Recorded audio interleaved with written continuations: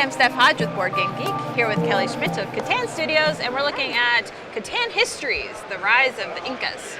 Yes? Yeah. And so this came out recently. November of last year. Nice. It's been out for a little while.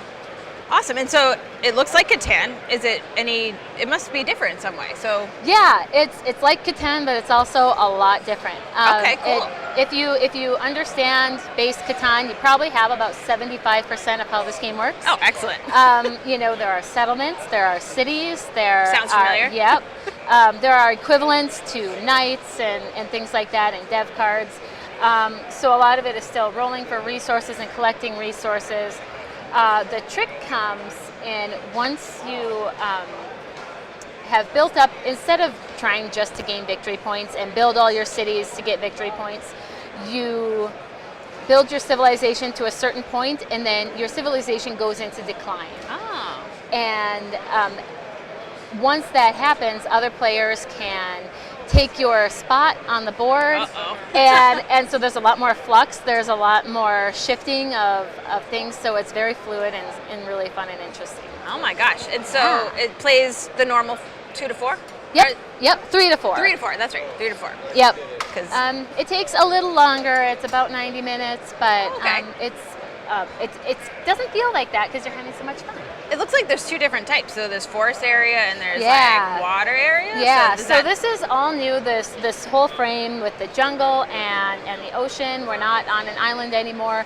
You know, we're in the Andes where the Inkas live. So instead of harbors, there are no harbors on this board. Instead of trade harbors with 3 for 1 or 2 for 1 or 3 for 1 question marks, these have trade goods instead, and the goods are treated a little bit like harbors, and they've got their own cards. So you can, yep. There are cocoa fish and feathers, and they can be gathered by rolling the dice, just like resources, but instead of buying settlements with them, you trade them for other resources that you might need.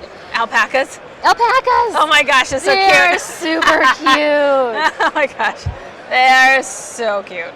And also potatoes. And well, who doesn't love potatoes? So it's the first gluten-free Catan. That's awesome. Yeah, so if you were to say have 2 feathers, you can trade those 2 feathers in for an alpaca, if that's what you need. So they're a way of trading, having a trade benefit without having the sea harbors. Oh, very cool. So they're just a little bit different. They're still a robber type figure, it looks like. So he's cute. He's got a little alpaca with him. So I know. They're adorable. So cute. Yep. So the robber works kind of the same way. If you've got more than 7 cards, you lose half. It does feel very familiar with some new ideas. Yeah, so but that's really a lot cool. of new art, a lot of new fun things. I think my favorite part is really the shifting of the board and the rising and declining of your civilizations. You go through basically 3 tribes, and so if you are red and you build up to 4 victory points, so you start with 2, as always, 1, 2, 3, and you've built another one. You make one a city over here, and now you've got 4. Once you get to 4, all your roads come off. These awesome green vines get put over the top. If you can imagine, the jungle kind of, growing over your civilization. That's what these represent. They continue to produce resources as they're on the board. Are they like protected somehow? They're not protected. Now they are vulnerable. Vulnerable. Because the gray player can build his or her road over here and then take it over? Can just buy that settlement and knock it off. And so now red is, but once you decline that civilization, red started over here. So red's building up over here. Oh, okay. And then so of you course, start somewhere else. Of course, the next, gray's gonna build up some stuff. So now gray's vulnerable too. So then he'll go into decline. Yep. So he goes into decline. Oh my gosh. And then. And you can still upgrade these cities? Nope. Into Once they're in decline, they just They keep producing, but they can't change. They can't change. There are actually only 2 cities in each set, which is a little different. And the cities,